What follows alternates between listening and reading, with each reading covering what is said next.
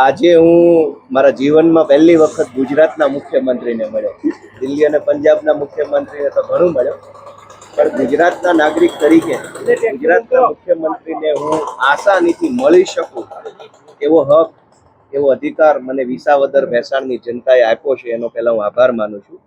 મેં આજે અમારા વિસાવદર ભેસાણ મત વિસ્તારના અતિ મહત્વના 5 નીતિ વિષયક પ્રશ્નો બાબતે માનનીય મુખ્યમંત્રી સાહેબને રજૂઆત કરી છે. એમણે બહુ શાંતિપૂર્વક રીતે મારી રજૂઆત સાંભળી છે. અમારા વિસ્તારનો સૌથી મહત્વનો ગંભીર પ્રશ્ન ઇકો સેન્સિટિવ ઝોનનો છે. કુલ 3 જિલ્લા, 15 જેટલા તાલુકા, 196 કરતાં પણ વધુ ગામને અસર કરતો આ ઇકો સેન્સિટિવ ઝોનનો મુદ્દો જે છે એનાથી ખેડૂતો નારાજ છે.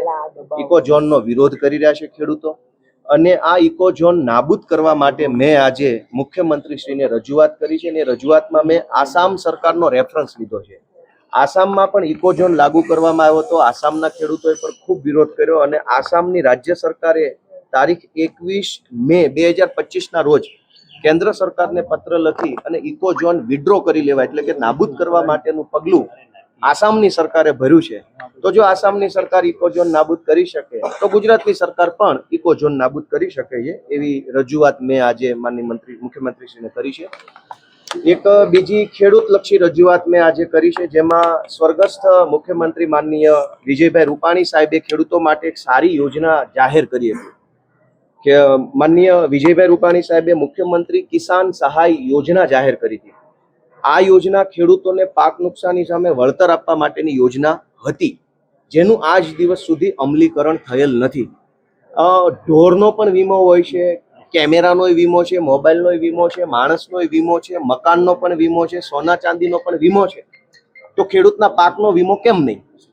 તમામ ચીજ વસ્તુઓનો, સજીવ અને નિર્જીવ બધાનો વીમો છે, પણ ખેડૂત જે પાક પકવે છે, જે પેદાશ પકવે છે, એનો વીમો નથી ગુજરાતમાં. માનનીય મુખ્યમંત્રીશ્રીને મેં રજૂઆત કરી છે કે સ્વર્ગસ્થ મુખ્યમંત્રી વિજયભાઈ રૂપાણી સાહેબ એક સારી યોજના અમલમાં મૂકવા માટે બનાવી હતી. એનું નામ છે મુખ્યમંત્રી કિસાન સહાય યોજના.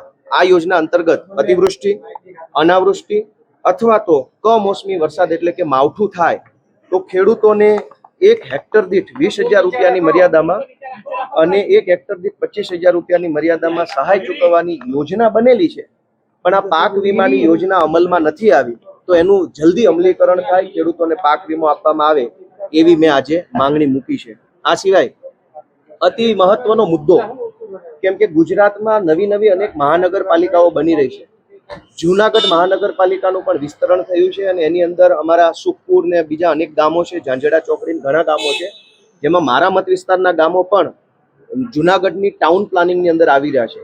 ગુજરાતમાં ટાઉન પ્લાનિંગ એક્ટ એટલે કે ટીપીનો જે કાયદો છે એનું ભયંકર ખોટી રીતે અમલીકરણ થઈ ગયું છે.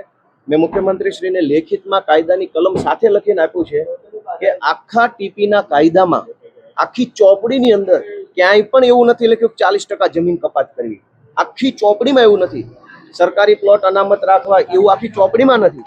જ્યારે ટાઉન પ્લાનિંગ એક્ટની આખી ચોપડીમાં 40% જમીન કપાત કરવા અંગે કે જમીન સરકાર પાસે લઈ લેવા માટે, સેલેબલ પ્લોટ લઈ લેવા માટે, આવું કશું જ આખી ચોપડીમાં નથી. છતાંય આખા ગુજરાતમાં જ્યાં ટાઉન પ્લાનિંગ થાય છે ત્યાં 40% જમીન કાપી લઈ અને એનો વેપાર કરવાની જે આખી ખોટી પ્રથા અમલમાં મૂકી છે, એની સામે મેં મુખ્યમંત્રીશ્રીને રજૂઆત કરી છે કે ભાઈ આ ટીપીમાં જે 40% જમીન કાપી લેવામાં આવે છે એ ગેરકાયદેસરનું કૃત્ય છે. ટીપીના કાયદાનું વ્યાજબી અમલ નથી થતો, યોગ્ય અમલ નથી થતો. એટલે તમે જુઓ, ગુજરાતના તમામ મોટા શહેરોમાં ચોમાસામાં પાણી ભરાઈ જાય છે, ગટરો ઉભરાઈ જાય છે, ટ્રાફિક અને પાર્કિંગની સમસ્યા થાય છે. વર્ષો સુધી જે ટીપી ડ્રાફ્ટ ટીપી હોય એનું ફાઇનલ ટીપી બનતી નથી, એનું ફાઇનલ અમલીકરણ નથી થતું. અલગ જગ્યાએ ખેડૂતની મૂળ જમીન હોય એના કરતાં કોઈ અલગ જગ્યાએ ફાઇનલ પ્લોટ ફાળવવામાં આવે છે. વર્ષો સુધી કોર્ટ કેસ ચાલે છે. તો ટાઉન પ્લાનિંગ એક્ટમાં બહુ જ મોટા પાયે ગડબડ ગોટાળો હાલે છે. એના કાયદાનું ખોટું અર્થઘટન કરી જાણે કે ટાઉન પ્લાનિંગ એક્ટ 40% જમીન કાપી અને વેચવાનો ધંધો હોય એવી રીતે આખું કામ થઈ રહ્યું છે. વાસ્તવમાં ટીપી એક્ટ બન્યો તો એ જનતાની સુખાકારી માટે બન્યો છે, પણ અત્યારે ટીપી એક્ટનું પાલન માત્ર 40% જમીન કાપી લઉં, એને વેચીને રૂપિયા બનાવું, એટલા પૂરતો જેનો અમલ થાય છે. મેં મુખ્યમંત્રીશ્રીને રજૂઆત કરી છે કે ટીપીના કાયદાનું યોગ્ય અમલીકરણ કરવામાં આવે. આ સિવાય એક અતિ મહત્વનો, ખૂબ જરૂરી વિષય મેં મુખ્યમંત્રીશ્રીના ધ્યાને મૂક્યો છે કે ગુજરાતમાં રિન્યુએબલ એનર્જી, બિન પરંપરાગત ઉર્જાનું ઉત્પાદન વધી રહ્યું છે. સોલાર ફાર્મ અને વિન્ડ ફાર્મ, પવનચક્કીઓની સંખ્યા ખૂબ મોટા પાયે વધી રહી છે. પરંતુ આ સોલાર ફાર્મ અને પવનચક્કીઓ ઉપર કોઈ પણ પ્રકારનો મિલકત વેરો લેવામાં આવતો નથી. કોઈ જમાનામાં નવા નવા મોબાઈલ આવ્યા અને મોબાઈલના ટાવર આવ્યા ત્યારે મોબાઈલના ટાવર ઉપર પણ મિલકત વેરો લેવામાં આવતો ન હતો. પછી વર્ષો પહેલા એવું થયું કે મોબાઈલ ટાવર પાસેથી મિલકત વેરો માગ્યો તો કાયદામાં એવી જોગવાઈ છે કે જે વસ્તુ મકાન હોય અથવા જમીન હોય એની ઉપર જ મિલકત વેરો લઈ શકાય, જમીન અથવા મકાન સિવાય ન લઈ શકાય.